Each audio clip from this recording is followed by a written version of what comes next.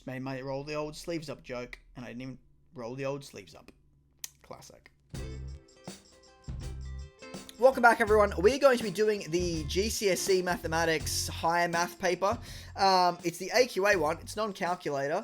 And we're going to do it sort of raw, uncut, just me going through the exam, how I process it. As a quick disclaimer, I don't teach this course. I'm an Australian math teacher. So this is a little bit new to me. I'm a bit worried about really I guess the bit I'm worried about the most is just random stuff that I don't really teach in Australia, like frequency diagrams, or cumulative frequency diagrams, that type of thing. Little concerned about that because I know that's somewhere in the course, so it's probably going to show up. But I feel like it'll come to me. Hopefully it'll come to me when I get there. So here's our paper. Let's just fill out our name like good students. Surname is taught, and the forename is simply. So that works well. Who calls it a forename, by the way? Is that an English thing? All right. Let's start. Oh, fractions, we can do this. Work out -4 times -7/10. Two negatives make a positive. 4 times 7 gives 28. I have 28 over 9. It's positive. It's that one. Let's keep it moving. Okay. Question 2.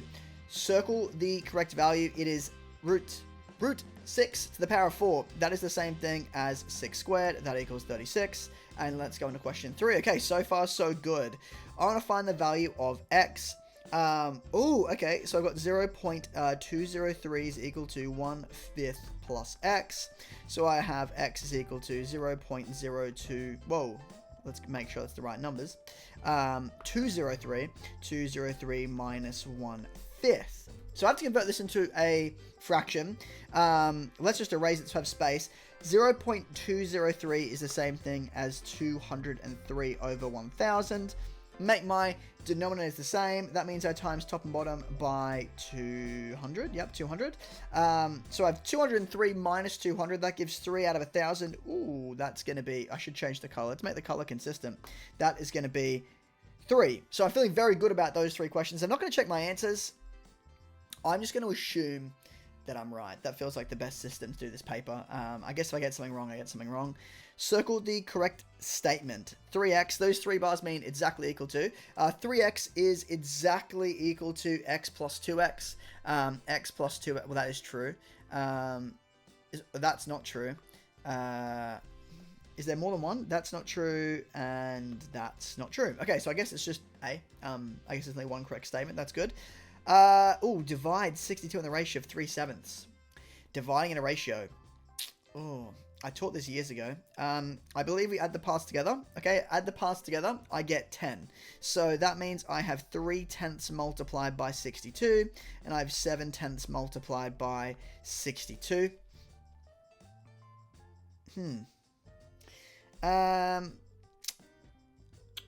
probably easiest to simplify, maybe. Do I do 3 times 6.2? That might be better, just because otherwise I get really big numbers. This might make this easier. Let's divide these 2 numbers together. I get 3 times 6.2, and I get 7 times 6.2. 3 times 6.2 is going to be 12.4, 18.6. That's going to be 18.6. And then if I do 7, 7 times 6 is 42. And that's, 1.4? So is that, 43.4? The decimals don't make me feel super confident, but I think that's okay. I guess I could multiply both by 10 and get 186 and 434, but I'm pretty happy. I would be happy with this as an answer, so hopefully the GCSE is as well. Let's go to question 6. Okay, so here is some information about time spent on social media by 40 women and 40 men. So this is the time spent hours-wise. So 2 to 5 hours, there's 12 women, 10 men. Okay, so tick which box for each statement. I have definitely true, might be true, can't be true. I've got 3 options, 3 different boxes. If someone's sitting an exam, it's probably going to be one of each. So one of these is probably true, one might be true, one can't be true. 3 women spent more than 11 hours on social media. More than 11 hours, 3 women did. Well, that's 2, that's 1, so that's 3. So yeah, true. The range of men is 15 hours. Range is highest minus lowest. I have no way to actually know the highest score, and I have no way to know the lowest score because we have we have our own range of values, right? So 15 hours. I guess the lowest could be 2. The biggest could be 14. So it's never going to happen. So that can't be true. Well, I guess this means the third ones might be true, but let's just check to make sure. Women have a higher median than men. Median's the middle score. So women have a higher median than men. Okay, there's 14 women here in the middle. We have 14 women in the middle. We have 9 men in the middle. So we don't know if the 14 women are closer to 11 or closer to 8. Same with the men. But, like, very good chance that's true. So I think I'm happy with that. Might be true for the third part. Okay, question 7. Oh, vectors. Now we're very happy. As I'm stumbling over my words. We are very happy with vectors. This is good. Write down B as a column vector. Perfect. It's 1, 2, 3, 4 across. It is -1 down. That is 4 and -1. Work out 4A as a column vector. Well, I know that A is 3 and 2. 4A is multiplying that by 4. That gives me 12 and 8. Very, very confident with those. All right. A plus C is equal to 3, 0. Work out C. I know A is 3, 2. So I have 3, 2 plus something I don't know is equal to 3, 0. Just like normal algebra, multiply both sides by 3 and 2, or -3 and 2. That gives me C equals 3, 0 minus 3, 2. So -2. Yep, 3 minus 3 gives 0. 0 minus 2 gives -2. That's my options. So, honestly, first 7 questions. Hey, I'm feeling pretty confident. We have fractions. This is good. So fractions, 7/10 minus 4/15 divided by 2/3. Start with the brackets. It's really order of operations. So I want to do 7/10 minus 4/15 first. Divide that by 2/3. Have to make a common denominator. What's the closest one? It's probably going to be 30. So I'm going to times top and bottom by 3. So I times the top number by 3 and the bottom number by 3 here. 3 times 10 makes 30. I'm going to times this one by 2 and the top number by 2. That gives me 21 over 30 minus 8 over 30, all in brackets, divided by 2 over 3. 21 minus 8 is going to give 17. No, let's take that back. Redact that. Can we delete that? 13 is what I was meant to say. That is, 13 over 30 divided by 2 over 3. Yes. Okay, so keep, change, flip. I keep my first fraction the same. That is 13 over 30 divided by 2 over 3. That's not how I keep, change, flip. I want to change this into a time sign. That is 3 over 2. I worry a little bit about the lighting. I think I'll take my hat off. Well, I just feel like, honestly, I put my hat on because I'm insecure about my hair. That's the truth. I haven't put product in it. It's puffy. It's very puffy. It's very fluffy. If I'm in an exam, I also do stop to check my hair as well. So this is still in line with me trying to do my exam technique. Okay. So, I now want to do some cross dividing to make my life easier, probably. It's probably better, right? 3 over 30. That's going to become 10 and 1. So I have 13 over 20. I think there's an answer line here. Yeah, 13 over 20. All right. Doing well. Do I put my hat back on? Oh, maybe I'll turn the light on above me. Is this better? Probably is better. Did I ruin the first... Okay, let me just... Alright. Okay. We can consider that going for like a bathroom break in the exam. Like, that could happen. You could spend 30 seconds doing some random stuff. You know, making sure I feel comfortable in the space. That's important. My exam tip, try to feel comfortable in the space. Okay, so let's work out the integer values between 12. I have 12. Less than or equal to 4x, less than 25. I'm going to divide everything through by 4. That gives me 12 over 4, less than or equal to x, less than 25 over 4. 12 over 4 gives 3, less than or equal to x, less than, it's 25 over 4. So it's like, that's 5. Hang on. No, that's 6. That's 6 and a quarter. So I want to do all my integer values. Integers mean whole numbers. So I have basically between 3, and I'm going to write it as a mixed number, and 6 and 1/4. So my integer values are 3, 4, 5, and 6. Okay, question 10. Venn diagrams. Here is some information about 120 people who visit a shop. 3/4 of the people buy neither a coat nor a dress. 19 people buy a coat. 14 people buy a dress. Complete this Venn diagram to represent the information. Okay, 120 people visit the shop. That's I guess, the most important thing. 3/4 of the people buy neither a coat nor a dress. So I want to start by doing 120 multiplied by 3/4. This is going to find the people that don't fall in any of my circles. So if I do 120 times 3/4, I could simplify along here. That gives 30 times 3. That gives 90. So this whole thing here is going to equal 90. So I have 90 people here outside my 2 circles. Okay, so I have 90 people, which means I have 30 people left that can go into my two bubbles in the middle here. Okay, so let me just zoom in a little bit. 19 people buy a coat and 14 people buy a dress. 19 plus 14, that is going to be equal to 33. 33, yeah.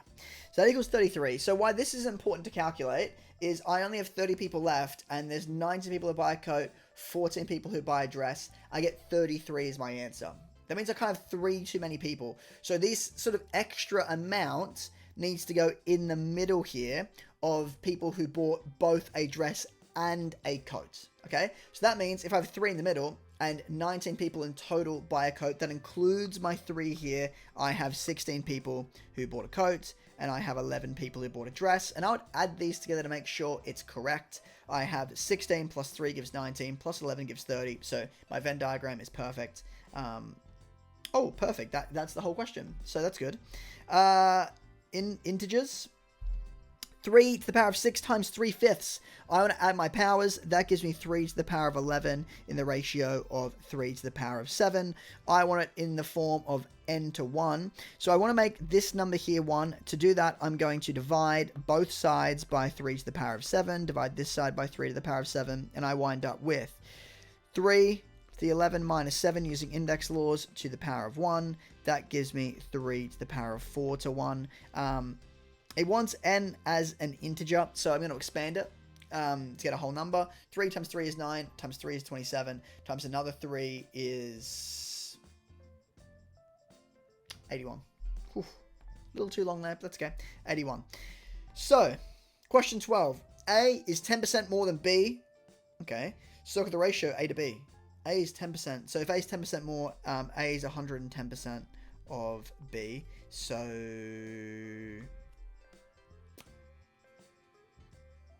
yeah, I'm happy with that.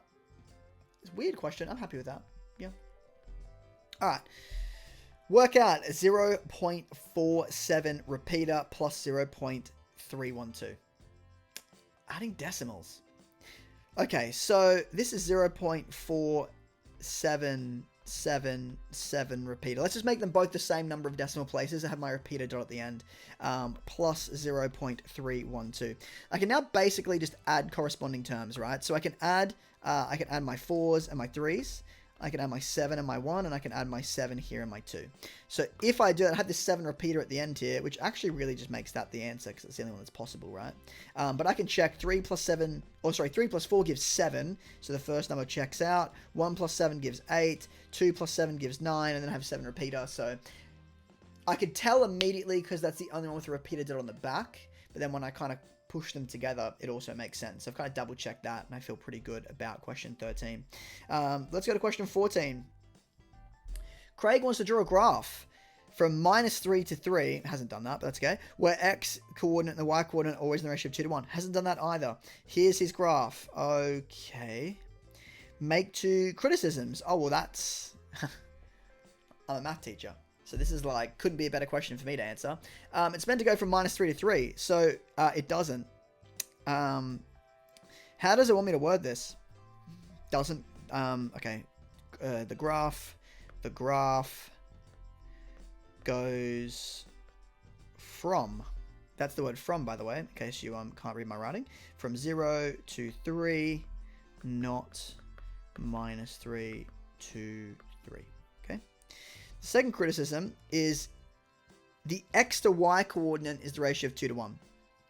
So what that means is that I go across 2 x coordinates for every 1 y coordinate. This one does the opposite. It goes up 2 for every 1. So this graph here is actually the ratio of 1 to 2, not 2 to 1. So the second thing is that the ratio is 1 to 2, not 2 to 1. Yeah, feeling good. I definitely nailed that one. So question 15. Show... Okay, we have some bracket expansion. Okay, so let's do FOIL. First, that's going to give me... Okay, so I have 6x squared. That's the first 2 terms here being multiplied. Then I have 3x times negative 5. That gives me negative 15x. 4 times 2 gives me plus 8x. 4 times negative 5 gives me negative 20. That's sort of the first line. Minus 11x squared. Okay. Minus 11x squared. Plus 22x. I'm going to need an extra line here. Plus 5x squared minus 15x. Is this going to be a red line? Like I spelt it wrong? Whatever. Okay, that's fine. I didn't know that this iPad could do that. That's kind of cool. And then I have negative 5. Okay. That distracted me. Negative 5. I promise your exam booklets do not give you squiggly underlines. That would be cool, though. That would be kind of cool. Alright, now it's clicked our like terms. It says I simplified to an integer, so I'm guessing my x's cancel. I've got 6x squared, negative 11x squared, and 5x squared. 6 minus 11 gives negative 5, plus 5 gives 0. Nice. Okay, so my x squareds are gone. I need more colors. Let's get orange. I've got negative 15x. Plus 8x, plus 22x, minus 15x. 15 minus 15 gives negative 30. 8 plus 22 gives positive 30. So again, that disappears and goes to 0. And I am left with negative 20 minus 5. That is going to give negative 25. So I get an integer. It's 4 marks. Maybe I have to write out that these things happen. So maybe... I know. I think it's fine, right? Negative 25. Oh, no, okay. Negative 25. I'm just going to explain as the x squareds and x terms sum to 0. What more could I possibly show? Okay, as the graph has the equation y equals x squared plus px plus r, where p and r are constants, the graph passes through the points 0, 4, 1, 3, 8w, okay? I'll work at the value of w. Okay, I've got 3 things I don't know. I don't know P, R, or W. Let's start with one point I do know. That is 0, 4, okay? We're going to sub this in. Maybe I'll even change the color just to make it clear for you guys watching. This is going to be 0, 4. I'm going to sub that in. I laid that out perfectly. So if I put 0, 4 in, I get 4 is equal to 0 squared plus p times 0 plus r. So r is equal to 4. Found one of them. That's good. Okay. Let's do our second point. I'll write it properly. Sub 1, 3. Okay, so if I sub in 1, 3, it's kind of the same thing, right? That's going to give me 3 is equal to 1 squared plus p times 1. I know r is 4 now, so I'm going to write plus 4. If I collect all my like terms, 1 plus 4 gives 5. So that means I have 3 is equal to 5 plus p. Subtract 5 off each side, and p is equal to negative 2. And I would recommend in your exam, if you're out of space, just, lasso everything. Click on your page once, and then click resize. Oh, if that's not the most teacher joke you've heard me make, then I don't know what is. That is textbook cringe. Okay, so let's now sub in 8, w, and we can solve to find w now, because we know p, we know r. So I've kind of eliminated the things I don't know. I can now solve for w. I get w is equal to 8 squared plus negative 2 times 8. So I've run out of room here a little bit, plus 4. That is going to be equal to, or w is going to be equal to 64 minus 16 plus 4. So w is going to be equal to 64 minus 12. That gives 52. So w is equal to 52. Nice.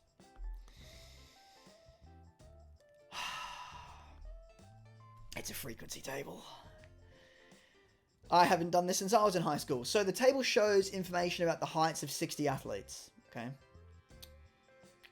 Okay, fair enough. complete the cumulative frequency table. Okay, so we have 0 people are less than 150. 4 people are less than 160. 16 people. So I'm adding them. Yeah, okay, I'm adding them. Okay, so add these two, I get 16. I add 35. So 16 plus 35, that's going to be 45 plus 6, that's 51. Okay, now I'm going to add 7. That gives me 58. Now I add 2, that gives me 60. Oh, 60 athletes. Okay, that's good. Okay, so 60 people. Nice. Circle the class interval that contains the lower quartile. The lower quartile.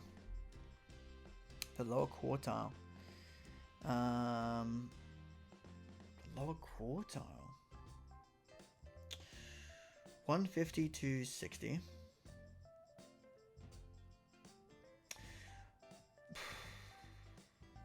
One, two, three, four, 5. There's 5 of them. Quartile. Is the lower quartile not like? I guess it has to be the lower one. It just must be this one. I'm gonna be honest, I'm not super confident with B. The lower quartile. Okay, sorry, I did say it was gonna be, sort of a raw thing. The memory card filled up. I think I fixed it. The battery's dying too, so no pressure. Just have to go a little bit quicker. Let's roll the old sleeves up. Yeah, 17B, look. The thing about the lower quartile is that if I consider Q0 as the minimum, Q1 is the first quartile. This is the first 25% of scores in between, like, these 2 points. So, I guess that's what this question means. If that's what the question means, which makes sense, then it has to be B. Well, I guess, like, I'm thinking it's like option A, B, C, or D. I think this makes sense. I'm actually very happy. I think, now I've thought about it a bit more, this is definitely the answer. This is definitely the most sensible answer, at least. Draw a cumulative frequency diagram to represent the data. Draw a cumulative... Okay, so I need my table. 150, 0. Okay, there's one... So we got 0 at 150, okay? So I got 0 at 150. At 160, we have what? We had 4 people at 160. That's going to be there. Okay, we had... Sorry for all the flicking back and forth. 16 people was at 170. So that brings us to 170. There's our 16 people. Okay, we're ramping up. 51 people at 180. Okay, wow, 180. Okay, 51 people. Let's go all the way up to here. And then at 190, we had 58. 190, we had 58. That's going to be there. And then at 200, we had 60. All right. Now, let's do a bit of a curve here. I'll change my color to purple. Here we go. That's very neat. That's perfect. Estimate the number of athletes whose height is more than... okay. This would be ruler time. More than 176. So that's here. See how well I can draw a straight line on this. Ding. That puts me at... If my curve's good, that puts me at 37.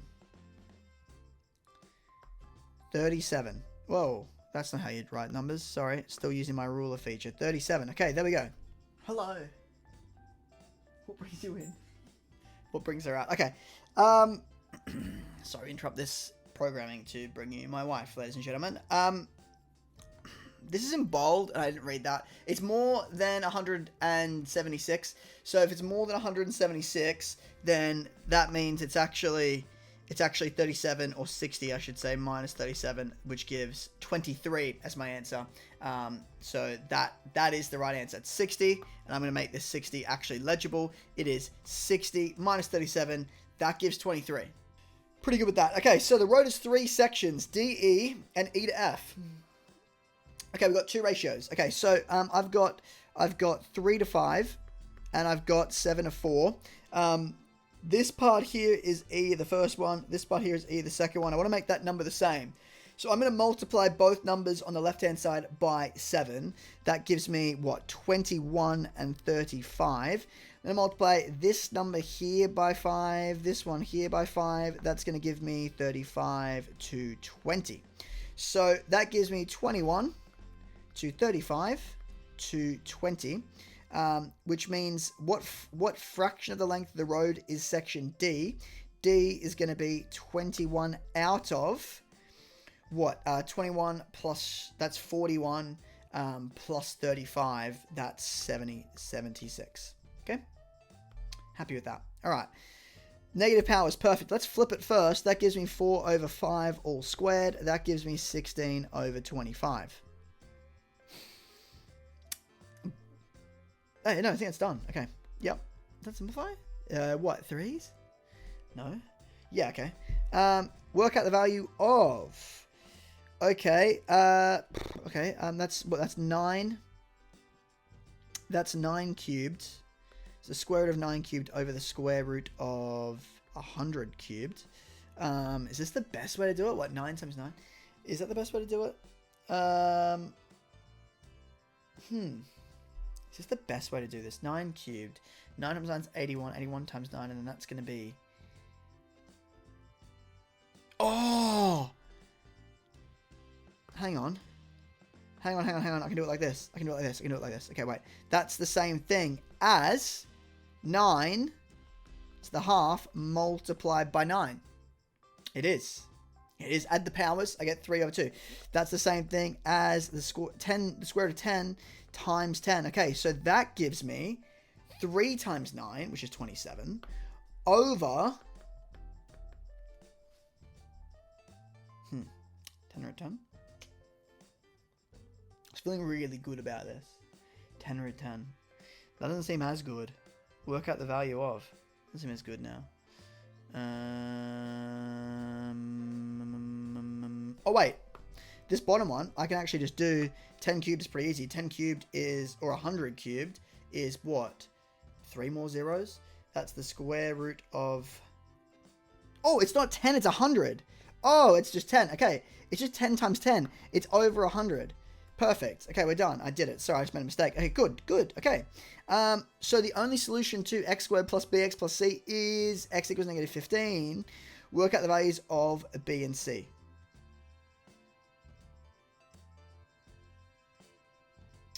Wait, is it just let this in?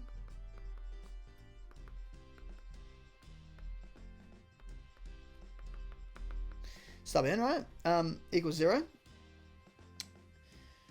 Do I need to go here? What values B and C? X is 15. I can't factorize.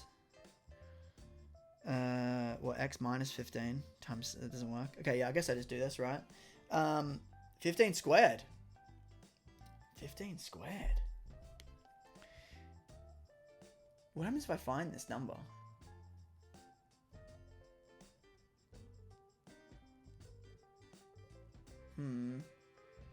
Got 2 things I don't know. There's one thing I do know. Am I overthinking this? I sub 15 and I felt confident about that. Now I'm second guessing myself. That seems silly. 15 squared. Work out the values of B and C. Add to give 0.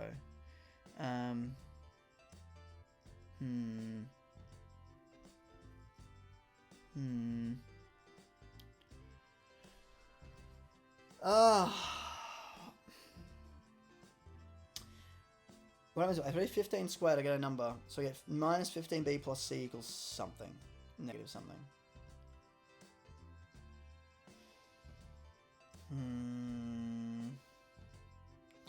Two numbers that add to give 0.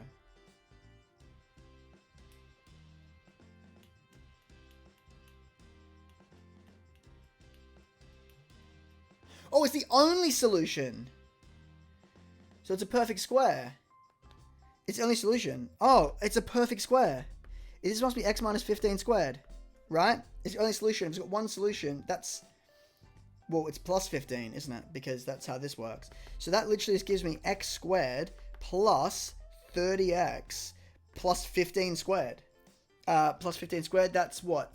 Okay, wait, 15 times 15. I don't have to do this, do I? It must be an easy way, right? 10 times 15 gives 150. And then 5 times 15 is, what, 75? So 150 plus 75 is what, 225? Well, yeah, what am I doing this long multiplication for? So that means B is 30 and C is 225. Honestly, I just should have read the question properly, but that's okay. It happens. Sometimes you read the question and you go down the wrong... I had an idea and I didn't stop to read the question once my idea failed. That's a good tip. Go with your gut, but when your gut is failing, reread the question. Convert to a fraction. Okay, let's let. This is this classic. I love this. I haven't done this since high school as well, but I like this so much I actually remember it. That equals 6.1 repeater. 100x is equal to 61.1 repeater. Subtract them, I get 90x is equal to. Basically, it's just 61 minus 6. That gives 55. So x is equal to 55 divided by 90. 5 is definitely common. That's 11. That's 11. And what are we? Are we 25 shy? Like, I just feel like the basic number. 35 shy. That's 11 and 17. No, wait. Not 17. 18. 18. Let me fix that. Whoa. Where'd it go? Come back. There we go. 18. Actually, I can just erase. So let me rewrite it. That's 18. 18. Yeah, 18. So... oh god, the battery is running low. Okay, 4,8 is a point on a circle, center O, tangent 4,8, p-axis, work out the coordinate of x. So, I guess I can use some circle theorems, right? One of my theorems is that a tangent to a circle is 90 degrees. Okay, 90 degrees. So, I can use this to find my gradient, because this is 0, 0, and this is the point 4,8. So I can do my gradients equal to y2 minus y1 over x2 minus x1. That means my gradient of that line is equal to, it's literally, it's just 8 over 4. It's going to be 2. Okay, so my gradient's 2. If it's perpendicular, it's the inverse reciprocal, which is another way of saying that m2, my perpendicular gradient, equals a negative half. So now I have y equals mx plus c. Y equals negative a half x plus c. Okay, so I can sub in the 0.48. There might be an easy way, but whatever, this is going to work. 4,8. That gives me 8 is equal to a negative half multiplied by 4 plus c. I need more space. Again, do the trick where you circle things. No, not arrange. Circle it. And I'm going to just resize it slightly. Let's bring it up here. Okay, so that gives me negative 2. So c is equal to 10. So I get the equation y equals a negative half x plus c. Point P is the x-intercept. Sorry, not plus c. Point plus 10. Point C is the x-intercept. So I let y equal 0. That is going to give a negative half x plus 10 is equal to 0. So x is going to be equal to negative 10 times 2. That is going to be 20. So P is equal to 20. Okay, how many more questions? Oh my gosh. Okay, well, okay. Oh, okay, this is good. Okay, we have exact values. So sine 30 is a half. It's 4 times a half. Tan 30 is 1 over root 3. And cosine 30 is root 3 over 2. That's equal to sine of y. 4 times a half gives 2. So I have 1. I have all this is going to become 1 is equal to sine of y. Sine of y, that means my angle. Sorry, sine of 90 degrees equals 1. So y is my angle. So y is equal to 90 degrees. 4 marks. Maybe I need to explain more working out. But I don't teach this course, so I'm going to let the working out be up to you guys. You maybe have to state each term or whatever, but that's the right answer. So, triangle ABC is drawn on a grid. We have transformations. Okay, ABC is transformed to the line x equals 1. Okay, let's draw that. So that is the line of x equals 1. Triangle ABC. Okay, so wait. Okay, that gives this. Let's just draw the triangle in. Okay, it's reflected.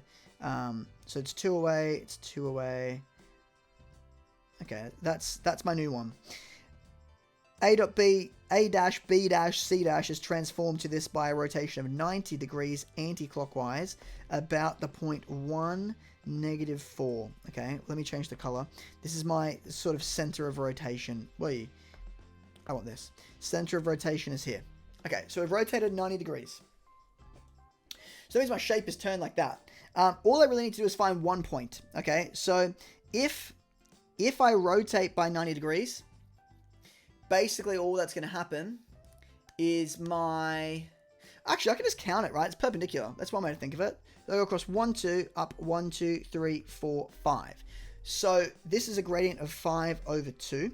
So the perpendicular gradient is going to be negative 2 over 5. So that means from this point here, I can go down.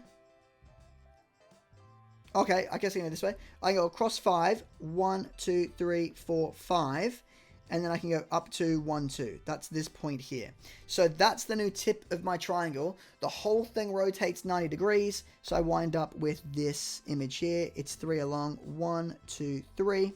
And it comes out. I need to get my proper measuring stick. It comes up to, and it comes, and it comes down across here like that. Okay. You must show, yeah, I've got my transformations. Which point is the same? It's going to be point B. So you can see point B here. That's kind of nice. Point B here is identical. After all the transformations, that point actually is the exact same. It's still that same corner.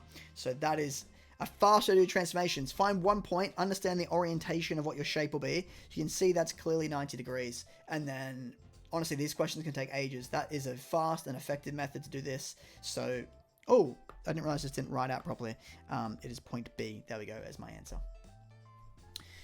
Inequality solving, factorize then solve. Okay, two numbers that multiply to give negative 6, add to give negative 5 are going to be, what, minus 6 and positive 1. So that's going to be x minus 6, x plus 1, all less than 0.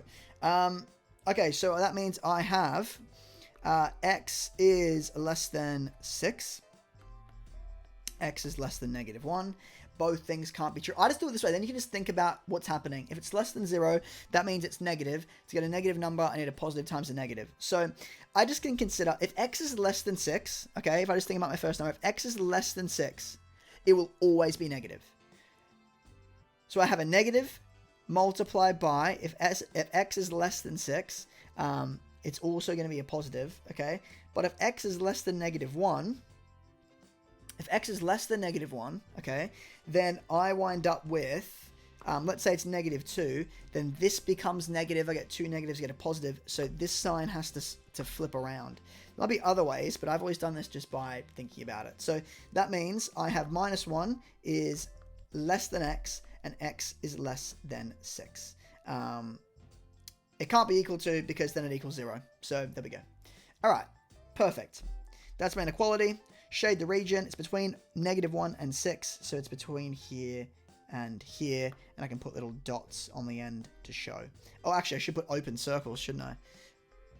Open circle to show it gets close to that point. It never reaches it. I should probably actually draw a line between these 2 points as well, like that. And that's my 1 mark for 25B. All right. We are so close. Okay, P, Q, and R points on a circle. This is an hour-and-a-half paper. I think I've done a pretty good job of trying to work through it quickly and also explain what I'm thinking. If I've cut steps out, apologies, but I have a camera battery dying on me, a memory card filling up, so I'm dealing with, you know, turmoil in a way. Okay, so, well, kind of. So, P, Q, and R points on a circle. Okay, so prove that y equals 9. Okay, so this is more circle theorems. We have angles in, I forget the name of the rule, angles in like opposite segments or something. Basically, if this is 2x, then this here is also 2x. In other words, there's a circle theorem that says this angle here is this angle here. So because I have the same side lengths, because this side and this side here have the same side lengths, that means that I have an isosceles triangle, okay?